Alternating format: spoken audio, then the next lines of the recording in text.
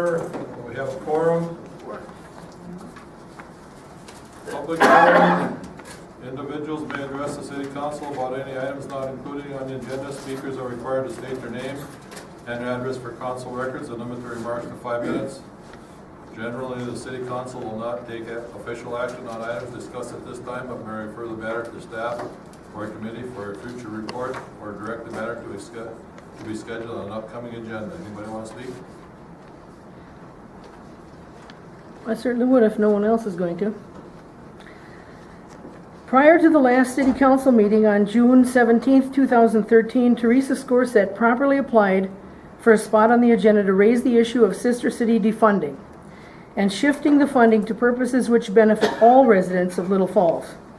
She was granted an agenda slot. City Council runs under Robert's Rules, advisory not controlling capacity. Under Robert's Rules, the maker of a motion or the proponent of an agenda item speaks first. President Clinker instead allowed the mayor to make a lengthy statement about the problem. Then President Clinker called the chair of the Sister City Committee, Melissa Peterson, to speak in excess of 12 minutes. President Clinker then, over Scorsett's objection, jammed through a vote. The president didn't even consider Alderman Brian Crowder's plea to allow Scorsett to speak. Scorsett rose to challenge the illegal procedure. President Clinker said, "We've already voted." When Scorsett persisted, President Clinker said, "We don't have to listen to you." According to the Minnesota State Auditor's Office, in order for a governmental body to donate money, the donation must provide a tangible public benefit.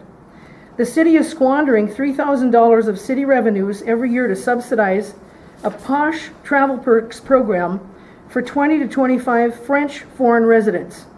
This travel perks subsidy includes free lodging, free food, free transportation, free entertainment, bands, live theater, and more, lavish stays at a northern Minnesota resort, Cove Point, free booze, free gifts, and free travel guide service. All while the city of Little Falls cannot repair its roads, pave all its streets, say nothing of removing dangerous levels of phosphates from our drinking water. Dan Vogt, our current city administrator, met with Melissa Peterson and myself on March 7, 2013 to discuss Sister City responsibilities. At that meeting, Dan Vogt stated that at the end of the year he would suggest that the City Council defund the Sister City program as he could not identify any tangible public benefit. If anyone is to benefit from a portion of the craft show license fees, it should be the residents who live within the area near downtown where public parking is restricted for the entire weekend that the annual craft show is held every year. They are the ones who are most adversely affected by the craft show. They are the ones who put up with the most noise, mess, and hubbub that happens yearly because of the craft show. Apartment dwellers and homeowners that cannot park on streets where they usually park should be given free rides to and from their residence for the entire weekend. Many of these folks don't have a driveway or garage to park their car in. This makes sense as they are the most inconvenienced of all and to date receive no compensation. Instead, they have to walk long distances from their residences for the entire weekend and find an alternative parking spot for their vehicles.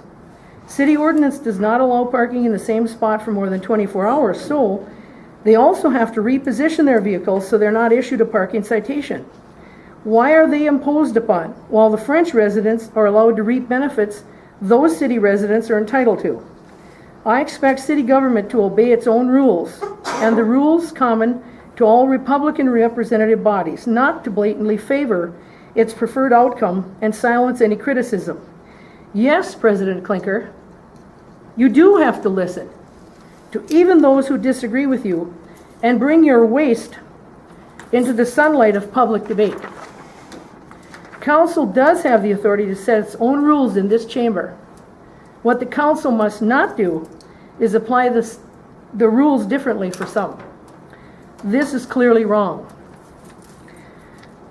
Terminiello v. Chicago, 334 U.S. 1, 1949. The vitality of civil and political institutions in our society depends on free discussion. As Chief Justice Hughes wrote in DeJong v. Oregon, 299 U.S. 365, it's only through free debate and free exchange of ideas that government remains responsive to the will of the people and peaceful change is effected. The right to speak freely and to promote diversity of ideas and programs is therefore one of the chief distinctions that sets us apart from totalitarian regimes. Accordingly, a function of free speech under our system of government is to invite dispute. It may indeed best serve its high purpose when it induces a condition of unrest, creates dissatisfaction with conditions as they are, or even stirs people to anger. Speech is often provocative and challenging. It may strike at prejudices and preconceptions and have profound, unsettling effects as it presses for acceptance of an idea. That is why freedom of speech, though not I think absolute... your 5 minutes are up, Robin. Thank you. Anybody else want to speak? That's right, I'm not Bernie Athmann, sorry.